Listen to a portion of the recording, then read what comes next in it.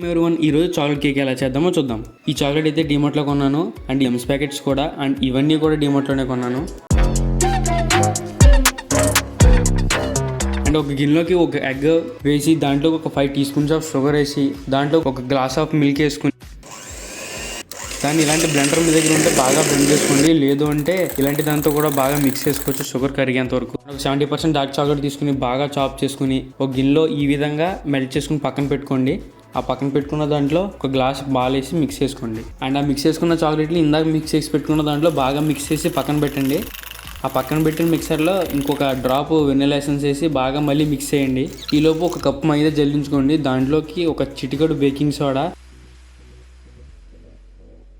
And అలాగే చిటికెడుకి ఎక్కువ వంట సోడా వేయండి. చిటికెడుకి ఎక్కువ వేయండి, ఎక్కువ వేయకండి.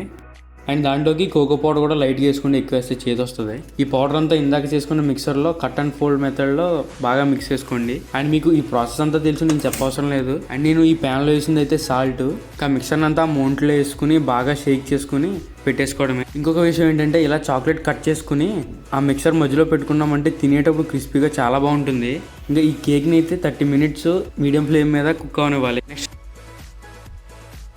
నెక్స్ట్ స్టెప్ వచ్చేసి ఒక చాక్లెట్ తీసుకుని దాన్ని బాగా కట్ చేసుకుని బాగా మెల్ట్ చేసుకుని పక్కన పెట్టుకోవాలి. ఇది పైన డెకరేషన్కి యూస్ చేస్తాం. ఈ లోపు కేక్ బేక్ అయిపోతుంది. కేక్ బేక్ అయిందో లేదో ఒక చాక్ గుచ్చి చూస్తే మీకే ఐడియా వస్తుంది. ఇదైతే కేక్ బేస్. కేక్ ని దారంతో కట్ చేసుకుంటే చాలా బాగా వస్తుంది. ఒక 2 పీసెస్ కట్ చేశాను. ఇది షుగర్ సిరప్, ఈజీగా చేసుకోవచ్చు. ఇవన్నీ వచ్చేసి పైన టాపింగ్స్ కి ఓరియోలో క్రీమ్ తీసి కట్ చేశాను. జమ్స్ ని కూడా కట్ చేసి పెట్టుకున్నాను. అలా కిట్ క్యాట్ కూడా పక్కన పెట్టుకున్నాను. ఇక్కడ క్రీమ్ రాసి దానిపైన కేక్ పెట్టి షుగర్ సిరప్ వేసి లైట్ గా క్రీమ్ వేసి మళ్ళీ పైన కేక్ పెట్టి షుగర్ సిరప్ వేసి ఇందాక మనం తయారు చేసి పెట్టుకున్నాం చూసావా క్రీము, డైరీ మిల్క్ క్రీము, అది మొత్తం పైన వేసేయాలి. దాని తర్వాత ఈ విధంగా నీట్ గా డెకరేట్ చేసుకుంటే సరిపోతుంది. ఆ దారం ఎందుకు కట్టినంటే మా తమ్ముడితో కేక్ ఓపెన్ చేపిద్దామని. వాడి కేక్ బాగా నచ్చిందంట. వాడికి అందరూ హ్యాపీ బర్త్డే అని కామెంట్ చేయండి. వాడైతే ఫుల్ హ్యాపీ.